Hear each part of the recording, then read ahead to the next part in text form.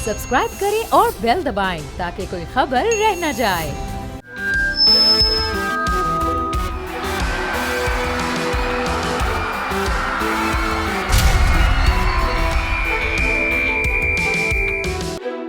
National institute of cardiovascular disease कौमी इदारा बराए अमराज़ क़ल्ब पाकिस्तान का वाहिद इदारा है जहां पर हर उम्र के अफराद के दिल का इलाज बिल्कुल मुफ्त किया जा रहा है।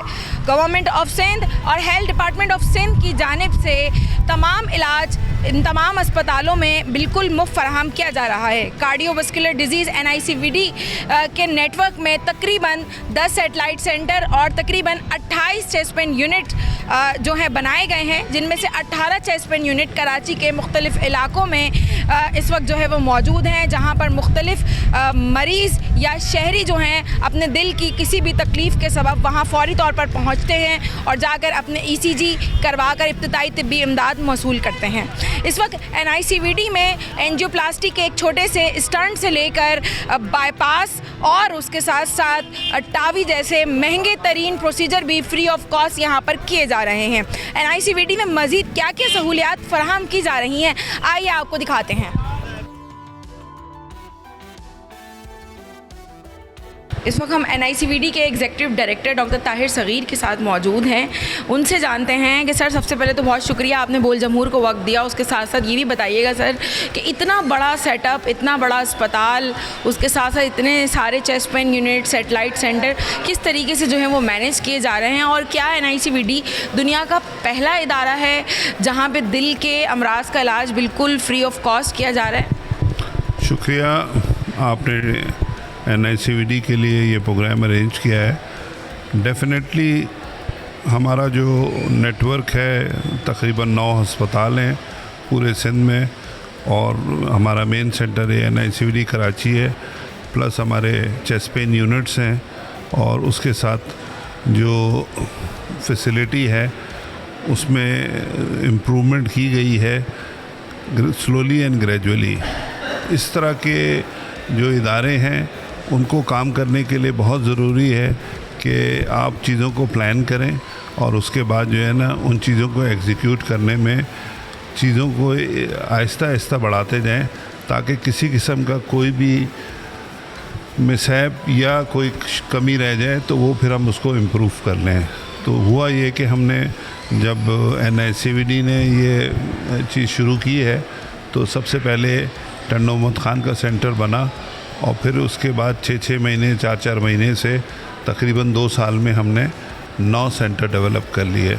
कराची NICVD की अगर हम बात करें तो कौन कौन सी सर्विसेज हैं आप लोग प्रोवाइड कर रहे हैं? सेकेंडली सर, मुझे ये भी बताइएगा कि जो सीडेटरी लाइफस्टाइल है नौजवानों का, उसके बाद आप क्या देख रहे हैं कि आपके पास दिल के अमराज में डेली बेसिस पे कितने पेशेंट्स जो हैं रिपोर्ट हो रहे हैं, स्पेशली यंग पेशेंट्स कितने हो रहे हैं? और सर ये भी ऐड कीजिएगा कि एंजियोग्राफी, एंजियोप्लास्टी जो आप लोग करते हैं उसका क्या फ़िगर है, मतलब यौमिया कितनी कर देते हैं या एनुअली कितनी जो है आप लोग कर चुके हैं? NICVD कराची की अगर आप बात करें तो NICVD कराची में इस वक्त डेली की बुनियाद पे तकरीबन 1500 मरीज़ OPD में आ रहे हैं और उनको दवाई भी फ्री मिलती है। इसी तरह तकरीबन 1200 से 1500 पेशेंट एमरजेंसी रूम में आते हैं, जिसमें से 30 से 40 मरीज़ हार्ट अटैक के जो होते हैं वो सीधे कैथ लैब में आते हैं और उनका एंजियोप्लास्टी की जाती है। बकाया 15 से 20 मरीज़ जो हैं और होते हैं जो दिल की दूसरी बीमारियों की वजह से दाखिल होते हैं, और इसी तरह कुछ बच्चे जो मरीज़ होते हैं वो दाखिल होते हैं। तो रोज़ाना की बुनियाद पे 70 से 80 मरीज़ दाखिल होता है।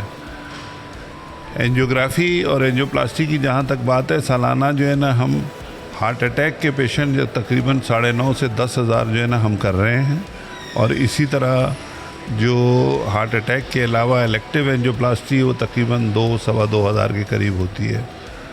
इनके साथ रिलेटेड डेफिनेटली अगर आप काउंट करें तो ये एंजियोग्राफी भी जो है ना साथ साथ होती है, तो 12-13 हज़ार एंजियोग्राफी भी हो रही है।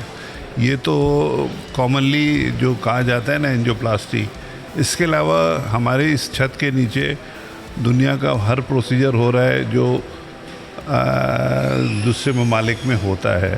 ये दुनिया के चंद सेंटर्स में से है जहाँ एक छत के नीचे इतनी ज़्यादा वैरायटी मौजूद है, जिसमें अभी आपको हम दिखाएंगे कि जो स्ट्रक्चरल हार्ट डिजीज़ है, दिल के अलावा शरियानों की और दिल के अंदर सुराख और दूसरी चीज़ों के लिए भी जो है मखसूस किस्म के जो प्रोसीजर किए जाते हैं वो किए जाते हैं। इसी तरह बच्चों के लिए बहुत ही एडवांस किस्म की फैसिलिटी यहाँ मौजूद है, जिसमें उनके सुराख को बंद करना, उनके लिए जो वेल्व वगैरह को खोलना, ये सारी चीज़ें हैं। इसी तरह एक वेल्व का प्रोसीजर है जो महंगा तरीन प्रोसीजर है, जो कार्डियो ने ही शुरू किया था पाकिस्तान में, और अब माशाल्लाह हमारा एक इस्टेब्लिश सेंटर है। हम तकरीबन 150 से ऊपर केसेस कर चुके हैं। उसको टावी कहते हैं। इसमें दिल का जो मेजर वेल्व है उसको बग़ैर ऑपरेशन के जो है हम चेंज कर देते हैं। जहाँ तक आप इसको कंपेयर करेंगे तो एक आम एंजियोप्लास्टी शहर में 2.5 से 3 लाख में होती है। इसी तरह टावी का प्रोसीजर तकरीबन 50 लाख का होता है, मगर हमारे यहाँ कोई भी काम 10 रुपये से लेके 50 लाख तक सब फ्री है। यकीनन NICVD एक ऐसा इदारा है जहां पर एंजियोप्लास्टी से लेके टावी प्रोसीजर, जो कि बहुत ज़्यादा कॉस्टली प्रोसीजर है, और शहर के दीगर प्राइवेट बड़े अस्पतालों में ये प्रोसीजर जो है तकरीबन 50 से 55 लाख के दरमियान किया जाता है। NICVD की छत के नीचे फ्री ऑफ कॉस्ट किया जा रहा है, और ये तमाम जो फंडिंग है वो सिंध गवर्नमेंट और हेल्थ डिपार्टमेंट की जानिब से जो है वो की जा रही है, जहाँ पर सिंध भर में न सिर्फ कराची बल्कि सिंध भर से और उसके साथ साथ पाकिस्तान के तमाम ही शहरों से मरीज़ जो हैं वो NICVD आते हैं और आकर जो है अपने मुख्तलिफ प्रोसीजर्स यहाँ पर फ्री ऑफ कॉस्ट करवाते हैं। अब आपको प्रोसीजर दिखाते हैं अंदर कि किस तरीके से जो है मरीज़ों की सर्जरीज़ जो हैं वो की जा रही हैं और किस तरीके से जो है उनका यहाँ पर इलाज जारी है। कैथ लैब में मौजूद हैं। यहाँ पर एक मरीज़ की सर्जरी का जो है वो अमल जारी है और बंद शरियान जो है उसकी खोली जा रही है। काफ़ी मेजर सर्जरी जो है उसकी यहाँ पर इस वक्त जो है अंजाम दी जा रही है। डॉक्टर ताहिर सगीर हमारे साथ ही मौजूद हैं, हम उनसे जानते हैं। सर, क्या प्रोसीजर किया जा रहा है पेशेंट का इस वक्त और क्या उनको प्रॉब्लम थी, ये बताइएगा डिटेल में। टेक्निकली ये प्रोसीजर का नाम जो है कोआक्टेशन ऑफ एओर्टा है, जो दिल के अंदर से बड़ी मेजर शरियान निकलती है जो पूरे सप्लाई करती है पूरे जिस्म को। वो उसमें पैदाइशी तौर पे एक जगह पे रुकावट होती है जो कि शदीद हो जाती है, तो बाद में फिर वो तकरीबन आम तौर पे शदीद रहती है या फिर 100% बंद हो जाती है, जैसे कि इस केस में हुआ था। तो उसको जो है ना मरीज़ को फिर ब्लड प्रेशर की शिकायत होती है। उसके अलावा और भी चीज़ें हैं जो इसका इलाज पहले ज़माने में सर्जरी होती थी जो बड़ी मुश्किल उसमें मरीज़ के लिए रहती थी। अब आजकल के ज़माने में इसमें जो है ना तार डाल के उसको खोल के और स्टेंट लगा दिया जाता है। तो ये प्रोसीजर की कुछ शॉट्स हैं जो मैं अभी आप देख रहे होंगे कि मरीज़ की जो है ना शरियान को अप्रोच किया गया है हाथ से भी और टांग से भी, और तार गुजार के वहाँ पे रास्ता बना दिया गया है।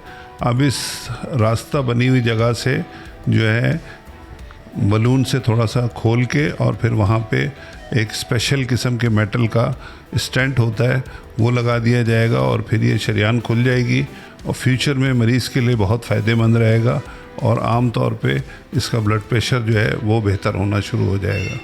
इस वक्त हम NICVD के CCU में मौजूद हैं, जहां पर तमाम सीरियस पेशेंट्स जो हैं उनका इलाज यहां पर जारी है। क्या क्या सहूलियात CCU में जो है वो फराहम की जा रही हैं, डॉक्टर साहब से जानते हैं। सर, बताइएगा सर, क्या डिटेल्स हैं, कौन कौन सी फैसिलिटी है जो यहाँ पे फराहम की जा रही है। ये जो हमारा CCU है, ये प्राइमरी मकसद इसका ये है कि यहाँ पे हार्ट अटैक के जो पेशेंट हैं उनको पोस्ट केयर होती है। हार्ट अटैक के जो पेशेंट हैं, हमारा इसी फ्लोर पे कैथ लैब है जहाँ 9 कैथ लैब्स हैं। वहाँ से हार्ट अटैक के पेशेंट की एंजियोप्लास्टी होती है, वो यहाँ शिफ्ट होते हैं और 12 से 24 घंटे में वो फिर यहाँ से फर्दर आगे शिफ्ट हो जाती हैं। 15 बेडेड CCU है जिसमें स्टेट ऑफ आर्ट वर्ल्ड की तमाम फैसिलिटी जो है मौजूद है, जिसमें अगर मरीज़ के फेफड़ों में पानी आ जाता है तो उसकी आर्टिफिशियल सांस के लिए मशीन होती है, वेंटिलेटर, वो मौजूद हैं। इसी तरह मरीज़ की मॉनिटरिंग के लिए मॉनिटर जिसमें हार्ट रेट, पल्स और ऑक्सीजन सैचुरेशन वगैरह वो हर बेड पे है।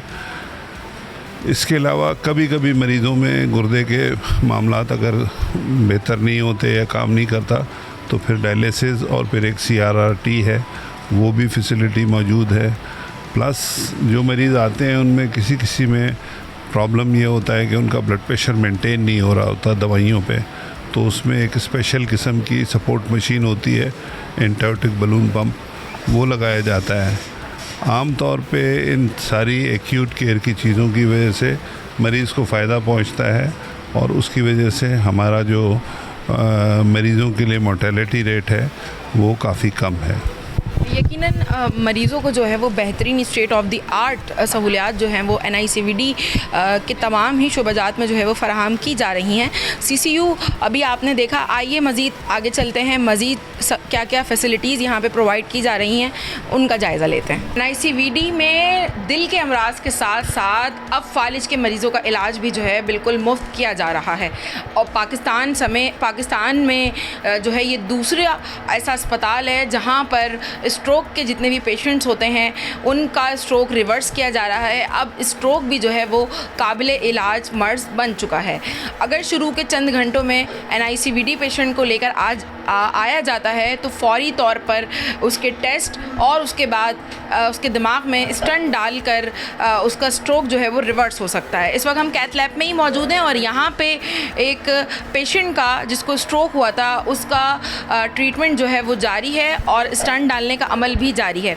डॉक्टर इरफान लुत्फ़ी जो कि स्ट्रोक इंटरवेंशन प्रोग्राम के हेड हैं, हम उनसे बात करते हैं, हमारे साथ मौजूद हैं। सर, बहुत शुक्रिया आपने हमें टाइम दिया।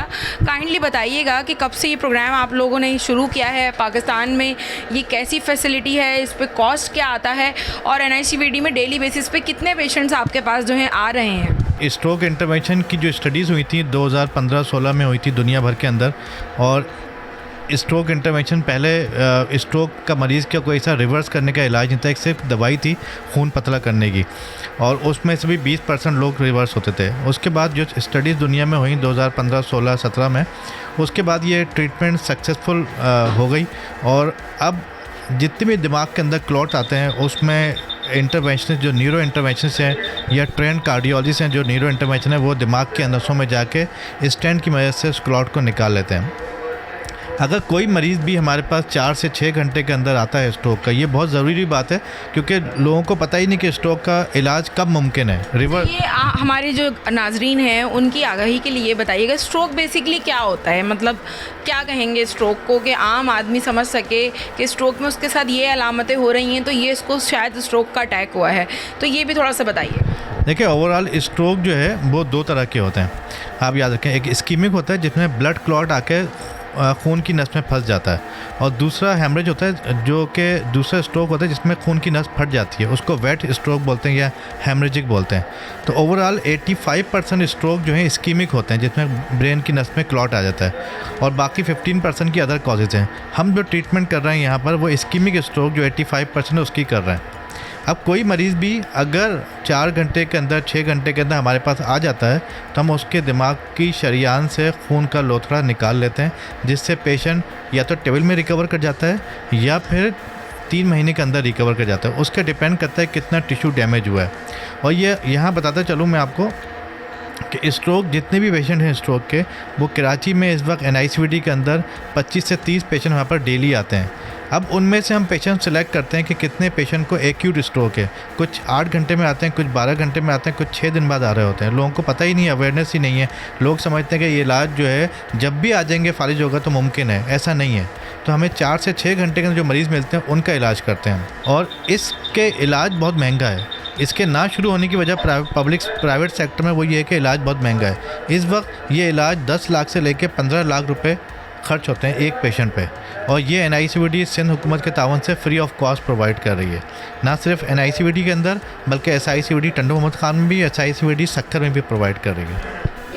स्ट्रोक इंटरवेंशन प्रोग्राम के तहत अब फालिज के मरीज़ भी जो है वो मुस्तफ़ीद हो रहे हैं और अगर किसी मरीज़ को फ़ौरी तौर पर फालिज जो है वो लाहक हो जाता है या जिस्म के कोई एक हिस्से में माजूरी आ जाती है और वो अपने अलामात के 4 से 6 घंटे के अंदर NICVD पहुंच जाता है तो उसका फालिज जो है वो रिवर्स हो सकता है और वो ज़िंदगी भर की माजूरी से जो है वो बच सकता है। एक बहुत बड़ा कारनामा है जो कि NICVD की छत के तले जो है वो अंजाम दिया जा रहा है, पर पेशेंट जो है तकरीबन 10 से 15 लाख रुपए कॉस्ट आता है, लेकिन यहाँ पे ये काम फ्री ऑफ कॉस्ट किया जा रहा है। न सिर्फ कराची बल्कि इंटीरियर के पेशेंट्स के लिए सखर और टंडो मोहम्मद ख़ान में भी इस फैसिलिटी का जो है बाकायदा आगाज़ कर दिया गया है और 3 माह से वहाँ पे भी मुत्तईद मरीज़ों को जो है स्ट्रोक इंटरवेंशन प्रोग्राम के तहत ज़िंदगी भर की माजूरी से बचाया जा चुका है।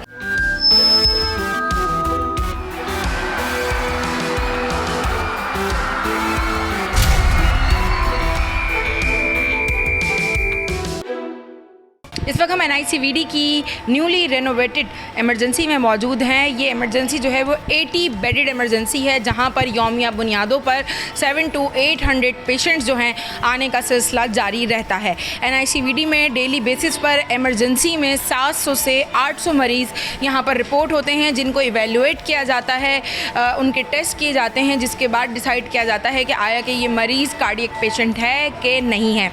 इस वक्त कैमरामैन अमजद शाह अगर आपको मनाजिर दिखा सकें तो ये क्रिटिकल एरिया है जहाँ पे मॉनिटर्स, बाईपैप, CPAP समेत ऑक्सीजन समेत वेंटिलेटर की सहूलत जो है वो यहाँ पर दस्तयाब है।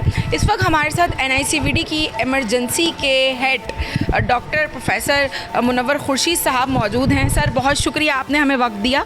काइंडली ये बताइएगा कि कितने बेडेड इमरजेंसी है आपकी, डेली बेसिस पे पेशेंट फ्लो कितना होता है, किस तरीके से इवेल्युएट आप लोग करते हैं पेशेंट को, और आपको क्या लगता है कि आउट ऑफ 700 to 800 पेशेंट्स कितने पेशेंट्स को अर्जेंट नीड होती है एंजियोप्लास्टी की या बाईपास की? अच्छा जी, अस्सलाम वालेकुम, बहुत बहुत शुक्रिया। जैसे आपने अभी खुद कहा कि हमारी इमरजेंसी में डेली तकरीबन 700 से 800 पेशेंट आते हैं, जो कि रश के दिनों में तकरीबन 1000 को भी टच कर जाते हैं। रश के डेज कौन से होते हैं सर? यूजुअली जो है, जो ठंड का मौसम आता है ना, तब के उन दिनों में थोड़े कार्डिक फेलियर के पेशेंट बढ़ते हैं, तो वो हमारे पास बढ़ जाते हैं। तो उन दिनों में हमारे पास तकरीबन 1000 पेशेंट तक टच कर जाते हैं। अच्छा, उन मरीज़ों में तकरीबन 35 से 40 मरीज़ दिन के ऐसे होते हैं जिनको फौरी तौर पर एंजियोग्राफी, एंजियोप्लास्टी की नीड होती है, और ये नंबर जो है दुनिया में किसी भी आप सेंटर से कंपेयर करेंगे तो बहुत ज़्यादा हैं। डेली के 35 से 40 ये बहुत हाई नंबर है जिनको एंजियोग्राफी, एंजियोप्लास्टी की नीड होती है। अच्छा, इसके अलावा अगर आप ये कह सकती हैं कि बाकी हमारे पास जो पेशेंट आते हैं उनमें अराउंड 10 to 15% पेशेंट ऐसे होते हैं जो काफ़ी क्रिटिकल होते हैं। इस वक्त हम जिस एरिया में खड़े हैं, ये हमारी इमरजेंसी का क्रिटिकल केयर एरिया है। हमने अपनी इमरजेंसी को जब रेनोवेट किया तो हमने कुछ एरियाज़ बनाए हैं, आइडेंटिफाई किए, ताकि पेशेंट केयर को हम बेहतर बना सकें। जैसे मैं आपको अभी पहले मैं दिखा रहा था कि हमारे जब पेशेंट आते हैं तो हमारे एक रिससिटेशन एरिया है, जहाँ पे वो पेशेंट जो बहुत इनिशियल अराइवल पे बहुत क्रिटिकल होते हैं, जिनको शायद CPR की ज़रूरत हो या जिनको वेंटिलेटर पर डालने की ज़रूरत हो, तो वहाँ की जो टीम होती है फिजिशियन की, वो उनको एवेल्युएट करती है, इमीडिएट ट्रीटमेंट देती है। अगर किसी को वेंटिलेटर पर डालने की ज़रूरत है, उनको वेंटिलेटर पर डाल देती है, और वो पेशेंट फिर यहाँ पे इस एरिया में आते हैं। मैं अभी आपको दिखाता हूँ। वहीं से पेशेंट जिनको एंजियोग्राफी, एंजियोप्लास्टी की नीड होती है, तो हमारे इमरजेंसी के वो एरिया जो हमने स्ट्रोक और स्टेमी एरिया बनाया, वहाँ पे वो पेशेंट जाते हैं। वहाँ पे स्टेमी टीम यानी कि वो पेशेंट कैथ की टीम, एंजियोग्राफी की टीम के डॉक्टर वहाँ मौजूद होते हैं, जो कि एंजियोग्राफी के वो कंसल्टेंट जो ऑन कॉल होते हैं, जो एंजियोग्राफी कर रहे होते हैं, उनसे इन टच होते हैं, वो पेशेंट को एवेल्युएट करते हैं, उनसे डिस्कस करते हैं, वो पेशेंट मूव कर जाते हैं। ये वो मरीज़ होते हैं जिनकी धड़कन में बेरब्तगी होती है, और ऐसे मरीज़ों के जो है वो सिम्टम ये होते हैं कि उनको चक्कर आते हैं, ब्लड प्रेशर होता है, तो उनको पेसमेकर डालने की ज़रूरत पड़ती है। ठीक है ना? तो हमारे पास भी ये फैसिलिटी मौजूद है इस इमरजेंसी में कि हम इनिशियल तौर पर उनके टेम्परेरी पेसमेकर डालते हैं, फिर उनकी इन्वेस्टिगेशन की जाती है कि क्या उन मरीज़ों को परमानेंट पेसमेकर की ज़रूरत है। अगर परमानेंट पेसमेकर की ज़रूरत है तो वो टीम हमारी कार्डियोलॉजी की जो इस सर्विसेज से रिलेटेड है, वो उन मरीज़ों को एवेल्युएट करती है और उनके परमानेंट पेसमेकर डालती है। NICVD की इमरजेंसी में ही मौजूद हैं पेशेंट्स, हमारे साथ मौजूद हैं, उनसे बात करते हैं, उनकी राय जानते हैं। सर, अस्सलाम वालेकुम, कैसे हैं आप? तबीयत कैसी है आपकी? ठीक है, बिल्कुल। अच्छा, कब आए थे आप, कब एडमिट हुए यहाँ पर? कल आया होगा। हालत ख़राब थी, अभी थोड़ा बेहतर कर दी डॉक्टर साहब। अच्छा, कोई पैसे वैसे लगे यहाँ पर? 1 रुपया नहीं, 1 रुपया भी नहीं। कैसा इलाज हो रहा है? बिल्कुल सही होता है। मैं 3-4 मरतबा आया हूँ, इलाज बहुत अच्छा होता है। कैसा इलाज? बहुत अच्छा, बहुत अच्छा। पहले से ज़्यादा इन्होंने जो सेटिंग बदली करी है ना, इसकी वो एमरजेंसी की, क्या बात। कोई पैसे लगे? नहीं, अभी तक तो कोई नहीं लगे। और भी ऐसे अस्पताल बने क्या गरीबों को और सहूलत हो। नहीं, चार्जेस वगैरह कुछ भी नहीं लगे। ये हम सुबह को ही आए हैं यहाँ पे, अल्हम्दुलिल्लाह माशाल्लाह, ठीक अच्छा कम सपोर्ट कर रहे हैं, और ऐसा होने चाहिए। अल्हम्दुलिल्लाह तो अच्छा चल रहा है अल्हम्दुलिल्लाह। और जो है ना दिल की धड़कन कम हो गई थी तो ऑपरेशन का कहा था डॉक्टरों ने, तो कह रहे बैटरी लगेगी, तो अल्हम्दुलिल्लाह बैटरी लगी, ऑपरेशन भी हो गया अल्हम्दुलिल्लाह। फ्री में हुआ? कोई पैसे लगे? नहीं ऐसे कुछ नहीं लगे, पैसे में से नहीं लिए कुछ नहीं। बिल्कुल बेहतर लग रहा है, अच्छे लग रहा है बिल्कुल। हमारा ना सपोर्ट कर सकते थे ना, मेरी पत्नी वो थी, तो बहुत बेहतर लग रहा है अल्हम्दुलिल्लाह। बहुत अच्छा है ये इलाज, माशाल्लाह बहुत अच्छा। आते ट्रीटमेंट करी ना, मेरा कोई परेशानी नहीं हुई।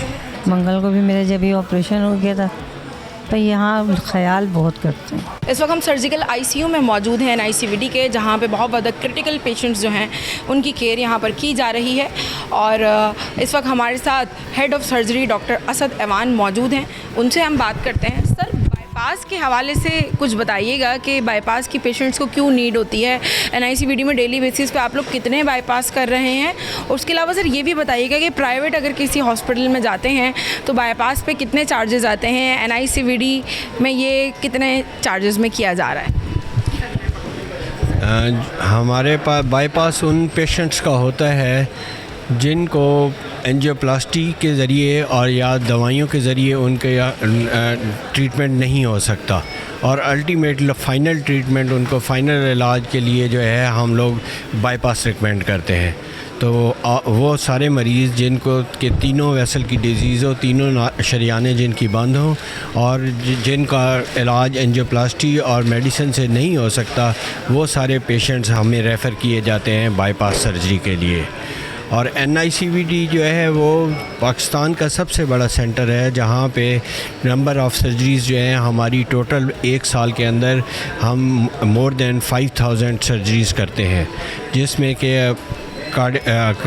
बाईपास सर्जरी है, उसमें सिर्फ कॉर्नरी आर्टरी डिजीज़ नहीं है, उसमें वेलुलर हार्ट डिजीज़ भी हैं, कंजेनाइटल हार्ट डिजीज़ भी हैं, और एओर्टा की जो मेजर शरियान है उसके एनरिज़म्स हैं, उनकी डिसेक्शंस है, उनके भी सर्जरीज़ हमारे पास इधर होती हैं। अच्छा सर, प्राइवेटली क्या कॉस्ट होता है बाईपास का और NICVD में क्या चार्जेस हैं? सर, तीसरा और आखिरी सवाल मेरा आपसे ये होगा, सर ये बताइएगा कि मैं यहाँ पे यंग पेशेंट्स को भी देख रही हूँ, तो सर यंग पेशेंट्स में भी बाईपास अब किया जाने लगा है कि आपके पास यंग पेशेंट्स रिपोर्ट हो रहे हैं? क्या रीज़न है इनके कि अब नौजवान भी दिल के अमराज में मुब्तला हो रहे हैं?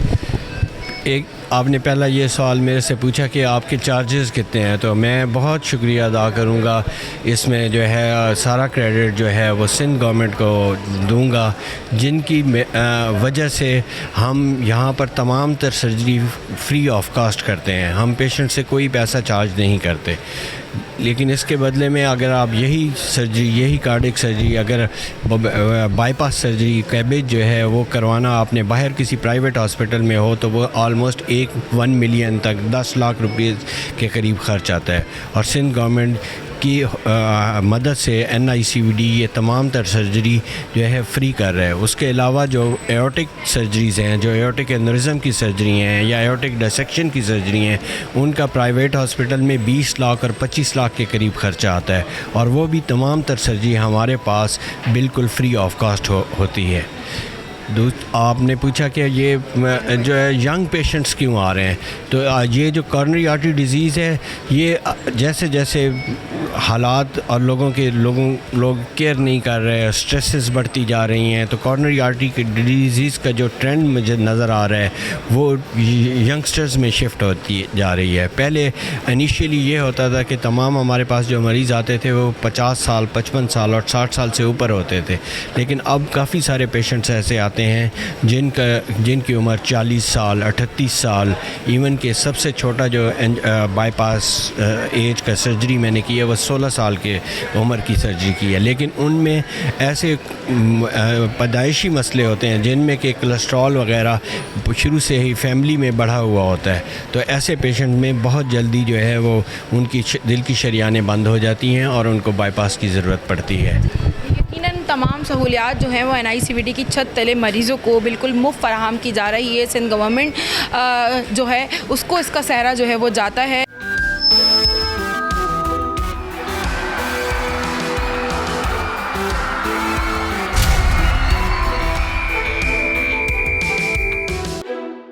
इस वक्त हम NICVD के पीडियाट्रिक ICU में मौजूद हैं, जहां पे वो क्रिटिकल बच्चे जो हैं उनका रखा गया है, जिनकी अभी कुछ देर कबल जो है या 2 रोज़ कबल जो है सर्जरीज़ जो है यहाँ पर की गई हैं दिल के मुख्तलिफ अमराज की।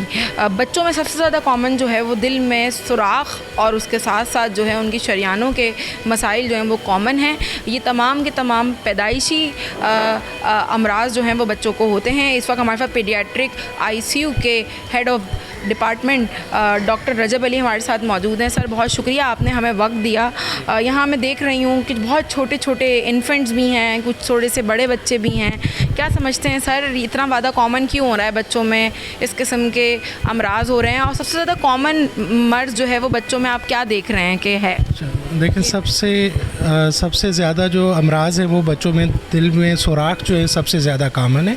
उसके बाद दूसरे में जो बच्चों में दिल की जो शरियानें होती हैं, शरियानों में अगर एबनॉर्मल जो है वो कम्युनिकेशन हो, या दूसरा बच्चों का अगर खून साफ़ नहीं हो रहा, जो दिल से शरियान जा रही है फेफड़ों में वो तंग है और बच्चों का ना खून साफ़ नहीं हो रहा।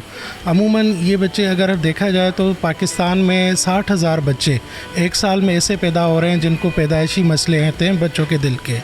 और ये बच्चे जो होते हैं इनको इनिशियली जो होता है मतलब बार बार नमूनिया होना, सांस ख़राब हो जाना, इनका वज़न नहीं बढ़ना, या बच्चे जब दूध पीते हैं पसीने आना, या इनका रंगत जो साफ़ नहीं होता और नीलेपन के दौरों के साथ आते हैं। तो जब ये डॉक्टर के पास जाते हैं तो फिर वो उनको डायग्नोज करते हैं और हमारे पास भेजते हैं कि भाई इनको ना बच्चों को दिल का मसला लग रहा है, आप जाके इकोकार्डियोग्राफी करें। तो इकोकार्डियोग्राफी में पता चलता है कि बच्चे के ना दिल के पर्दों में सुराख है या शरियाने जो है उनका मसला होता है। तो यहाँ पे हमारा state of art 14 bedded paediatric cardiac ICU है, जो कि हम सिंध गवर्नमेंट के तावन से फ्री ऑफ कॉस्ट छोटे बच्चों की कार्डिक सर्जरी कर रहे हैं। जैसे कि आपको मालूम है कि अगर आप किसी भी प्राइवेट हॉस्पिटल में चले जाएं तो दिल का इलाज बहुत ज़्यादा महंगा है, कम से कम 10 लाख से 15 लाख रुपए का ख़र्चा होता है, और यहाँ पे वो सारा हम सिंध गवर्नमेंट के तावन से ना बिल्कुल फ्री जो है वो कर रहे हैं। तो NICVD में तमाम इलाज चाहे हर उम्र के इंसान का यहाँ पर जो है वो एक ही छत तले किया जा रहा है। एंजियोग्राफी, एंजियोप्लास्टी समेत जितने भी दिल के टेस्ट हैं और उसके साथ साथ टावी और बाईपास समेत जितने मेजर सर्जरीज़ हैं यहाँ पे free of cost Sindh government और हेल्थ डिपार्टमेंट ऑफ सिंध के ताउन से फ्री ऑफ कॉस्ट की जा रही है। यही वजह है कि NICVD में पेशेंट फ़्लो दिन ब दिन बढ़ता जा रहा है। मैं हूँ इसरार खान, प्रोग्राम बोल जमूर के साथ रावलपिंडी से आपकी खिदमत में हाजिर हूँ। नाज़रीन, जैसा कि आपको मालूम है पाकिस्तान के तमाम बड़े शहरों की तरह रावलपिंडी शहर में भी मसाइल का अंबार लगा हुआ है। सबसे बड़ा मसला ट्रैफ़िक का है और नाजायज़ तजावज़ात का है। जो ट्रैफ़िक की रवानी में जो खलल पैदा करती है वो है पार्किंग माफिया। पार्किंग का सबसे बड़ा इशू रावलपिंडी में है। मुख्तलिफ़ मकामात पर इंतज़ामिया की तरफ से पार्किंग स्टैंड बनाकर लोगों को फैसिलिटेट किया गया है, लेकिन उनकी वजह ही से ट्रैफ़िक जाम होता है, क्योंकि उनको जो जगह अलाट की गई है उससे बाहर निकलकर पार्किंग लगाई जाती है। जो बिल्कुल राजा बाज़ार का जो चौक है, ये बिल्कुल मेरे सामने बड़ा बाज़ार है और ये राइट पे इंपीरियल मार्केट है। इस चौक पर हम मौजूद है और यहाँ पर ट्रैफ़िक का जो है ना रवानी का बहुत बड़ा इशू है, बहुत बड़ा मसला है और ट्रैफ़िक अक्सर यहाँ पर जाम रहता है। और ये देखिए, अगर आप ये जो यहाँ पर पार्किंग बनाई गई है, मोटरसाइकिल पार्किंग है, लेकिन 1 नहीं, 2 नहीं, 3 नहीं, 4 नहीं, तकरीबन 5 से 6 लेयर में यहाँ पर जो है मोटरसाइकिल पार्क की हुई है, जिसकी वजह से यहाँ पर जो गुजरने वाली ट्रैफ़िक है उसको बहुत ज़्यादा मुश्किलात का सामना करना पड़ता है। मेरे साथ यहाँ पर इस वक्त जो मौजूद है ट्रैफ़िक के एहलकार है, हम इनसे बात करते हैं। पहले तो अस्सलाम वालेकुम। पहले तो ये बताइए कि ये जो पार्किंग है इसकी हदूद कहाँ तक है, ये बताएं सर। इसमें जो है ये येलो लाइन आपको नज़र आ रही होगी, वहाँ अंडर लाइन उन्होंने की हुई है। मतलब पहले जो यहाँ पे अफसरान रहे हैं उन्होंने यही बताया कि येलो लाइन से अंदर जो है ये पार्किंग कर सकते हैं, वो भी सिंगल लाइन में, ट्रैफिक हडल वगैरह ना बने। अभी टोटल ये देखें इलीगल हुआ है, ये येलो लाइन से सारी बाहर है। आइए ना जरा, डेली बेसिस पे हम इस पे काम कर रहे हैं। 2000 रुपये का फाइन है जितने नो पार्किंग। अभी ये येलो लाइन से बाहर है। अभी आपने किसको फाइन किया, ये बताएं। फाइन हमने तकरीबन 15-16 मोटरसाइकिल किया। आप बताएं यार, ये जो रोड का जो इस वक्त इशू है, आप देखें कि पार्किंग ठीक है फैसिलिटेट किया जा रहा है, लेकिन पार्किंग के नाम पे पूरे रोड को घेरना ये कोई बेहतर अच्छी बात है जी। ये आवाम शहरियों के लिए, जो हम लोग जैसे शहरियों के लिए बहुत नाइंसाफ़ी है। तो यहाँ से गुजरना, आपको पता है बहुत बड़ी मार्केट है ये, ठीक है, तो यहाँ से गुजरना हर बंदे का काम है, हर बंदा आता है यहाँ पे। तो ये बहुत तंगी करते हैं, तंगी का बायस बनती है सबके लिए ये। तो ये बहुत मेहरबानी होगी ये भाई साहब अगर इस पे एक्शन ले लें तो इसको क्लीन हमारी ड्यूटी है, क्लीन कर फर्ज है, हमारी ड्यूटी सारा हमारी ड्यूटी है। हमें पता है इस चीज़ का, जितनी रोड क्लियर होगी पब्लिक को उतनी सहूलत मिलेगी, ट्रैफिक का पहिया उतना बेहतर चलेगा। अच्छा ये बताएं कि बाड़ा मार्केट में और फुआरा चौक, इंपीरियल मार्केट, ये पूरा जो रावलपिंडी का जो मेन मरकज़ है, कारोबारी हब है, यहाँ पर जो नाजायज़ तजावज़ात स्पेशली दुकानों की तरफ से और कुछ दुकानदारों की तरफ से भी देखें अपनी हदूद से तजावज़ करके रोडों को, फुटपाथों को ब्लॉक किया गया है। फिर रह जाती हैं हमारी सड़कें, सड़कों पर जो पथारे लगाए जाते हैं, ठेले लगाए जाते हैं। आपकी जो कमेटी, जो कि स्टेक होल्डर है, आप लोग दुकानदार हैं, आपकी कमेटीज़ है, आप लोगों ने इस बारे में अपने तौर पे क्या एक्शन लिया अब तक? सिर्फ मसला है तो हमारी ये ट्रैफिक के जो गलत पार्किंग हुई है जिससे हमारा रोड ब्लॉक हो जाता है। अगर पार्किंग में एक गाड़ी की इजाज़त है, पार्किंग वाले दो तीन गाड़ियाँ पार्किंग में लगाई है। हमारा मेन रोड का ये इशू है कि जो ट्रैफिक वाले ये जो नजायज़ पार्किंग के बाहर जो मोटरसाइकिलें और गाड़ी खड़ी हुई हैं, ये हमारा बहुत बड़ा इशू है। और दूसरा, जब भी हमने कॉर्पोरेशन से रब्ता किया है उन्होंने उसी टाइम हमें वो दिया है, रिस्पॉन्स दिया है। अच्छा चले, इस बारे में तो हम इमरान साहब से बात कर लेते हैं कि ये अपनी जो हदूद है उनसे तजावज़ क्यों कर रहे हैं। मुझे बताएं कि बाड़ा मार्केट का ये जो रोड है, ये रोड है ना, इस रोड पे गाड़ी तो गुजरना बहुत दूर की बात, मेरे ख्याल में जो पैदल लोग गुजर रहे होते हैं, जो फैमिलीज जा रही होती है, जो शॉपिंग के लिए आई होती है, उनका भी गुजरना बहुत मुश्किल होता है। क्या कहेंगे आप इस बारे में? मैं सबसे पहले आपको बता दूँ, ये जो बड़ा बाज़ार का जो छापा तजावज़ात वाले बैठे हुए, ये अरसा दराज 30-40 साल से ये बैठे हुए हैं। और दूसरा जो आप कह रहे हैं ना कि गुजरना, आप अभी भी आ जाएँ, कम से कम दोनों साइडों से 15-15 फुट का रास्ता हमने खुलवाया। अभी पहले नहीं था हमने दोनों तरफ से जो है ना 15 फुट इस तरफ से 15 फुट 30 फुट रास्ता पैदल चलने वालों के लिए हमने। दूसरा, अगर आप कहते हैं ना कि इधर से गाड़ी नहीं गुजर सकती है, ये लेडीज़ बाज़ार, इनकी हदूद क्या है?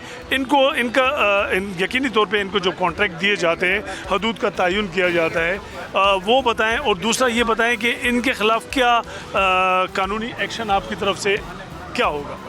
देखिए, इसमें बिल्कुल उनको क्लियरली इंस्ट्रक्शंस दी गई हैं कि हमने एक लाइन भी लगाई हुई है वहाँ पे। उसके बाद हमारे इनसे बाकायदा मुज़ाकरात हुए, क्योंकि यह जो प्लाज़ा है पीछे, ये बहुत मशहूर मोबाइल और एक्सेसरीज़ का प्लाज़ा है। इनकी जो पहले तो 2 लाइनें जो मौजूद हैं, जो आप अभी सामने देख रहे हैं, उसका ये कोई ठेकेदार को जो है कॉर्पोरेशन की तरफ जो एनुअल कॉन्ट्रैक्ट दिया गया, कोई वसूली इसकी नहीं होती है।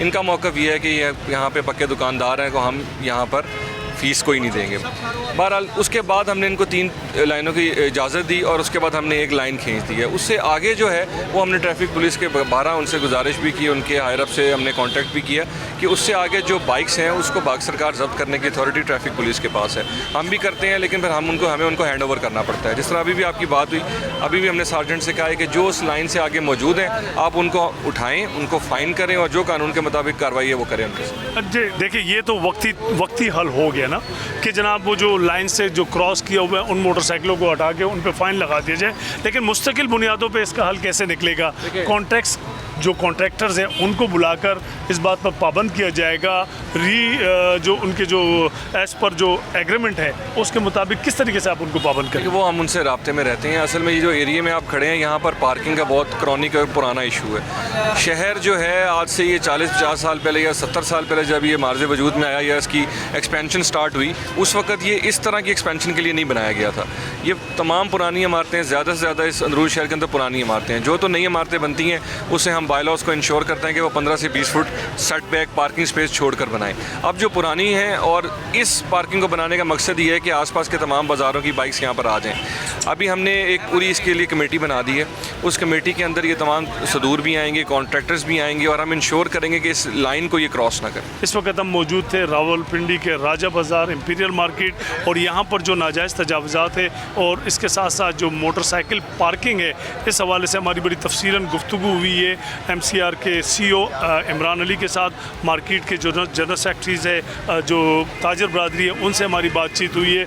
मज़ीद इस तमाम मसाइल के बारे में असिस्टेंट कमिश्नर सिटी हाकिम खान साहब से भी हम बात करेंगे, उनसे उनका मौक़िफ़ जानेंगे। तो आइए मेरे साथ। इसी सिलसिले में हम बात करने के लिए हमारे साथ मौजूद है असिस्टेंट कमिश्नर सिटी हाकिम खान साहब। हम इनसे जानेंगे कि तजावुज़ात के हवाले से इनकी मज़ीद क्या हिकमत अमली है और ऐसे कौन से फ़ीचर प्लान है जिनके ज़रिए ये जो तजावुज़ात है इनका मुस्तकिल बुनियादों पर ख़ात्मा होगा। अस्सलाम वालेकुम। वालेकुम सलाम। Thank you so much. Commissioner साहब की तरफ से, डिप्टी कमिश्नर साहब की तरफ से स्पेशल इंस्ट्रक्शंस हैं कि जितनी भी इंक्रोचमेंट है विद इन सिटी उसको रिमूव किया जाए। इसको रिमूवल के लिए डिफरेंट टीम्स डिप्यूटेड हैं, जैसे कि हमारे एरिया सेक्टर वाइज हम लोगों ने कर दी हैं और डेली बेसिस पे इस पर एक्टिविटीज़ हो रही हैं। जैसे कि एक दिन छोड़ के पहले थर्सडे को हम लोगों ने एक्टिविटी की थी पीरधाई रोड पे, क्योंकि वहाँ पे ट्रैफिक के सबसे ज़्यादा जो इश्यूज़ आ रहे थे वो हम लोगों ने CDA के साथ मिलकर की थी, क्योंकि IGP रोड साथ लगता है तो CDA ने वहाँ पे इंक्रोचमेंट एंटी इंक्रोचमेंट किया था ऑपरेशन। उससे लेके एंड तक हम लोगों ने फिर टिल पीरधाई हम लोगों ने एंटी इंक्रोचमेंट किया था। सेम इसके अलावा हमारी टीम्स जो फर्दर सादकाबाद साइड पे है, आपने अभी फवारा चौक राजा बाज़ार साइड पे देखा है, वो वहाँ पे भी काफ़ी इंक्रोचमेंट है। पहले भी इस पे एंटी इंक्रोचमेंट ऑपरेशन हो रहे हैं, स्टिल इस पे ऑनगोइंग प्रोसेस है। उस पे ये कमिश्नर साहब की तरफ से स्पेशल इंस्ट्रक्शंस हैं कि इसको डेली बेसिस पे ये एक्टिविटी की जाए ताकि मैक्सिमम जो हमारी इंक्रोचमेंट है उसको रिमूव किया जा सके। इलीगल पार्किंग पे कमिश्नर साहब ने लास्ट वीक स्पेशल कहा है कि कोई भी इलीगल पार्किंग नहीं होनी चाहिए। उस पे लास्ट जो वीक में 3 FIRs हैं वो दी गई हैं जो इलीगल पार्किंग या पार्किंग माफिया इसको कह सकते हैं उनके अगेंस्ट। असिस्टेंट कमिश्नर सिटी हाकिम खान साहब हमारे साथ मौजूद थे। इन्होंने अपना मौक़िफ़ बयान किया रावलपिंडी शहर में स्पेशली तजावुज़ात के हवाले से, इंक्रोचमेंट के हवाले से और जो ट्रैफिक के मसाइल है जो कि यकीनी तौर पे तजावुज़ात की वजह से है, उन तमाम मामलात पे इनकी सहर अंगेज़ गुफ्तगू आपने सुनी और इन उम्मीद है कि आने वाले दिनों में रावलपिंडी शहर में जो आवाम का जो देरीना मसला है वो यकीनी तौर पर हल हो जाएगा।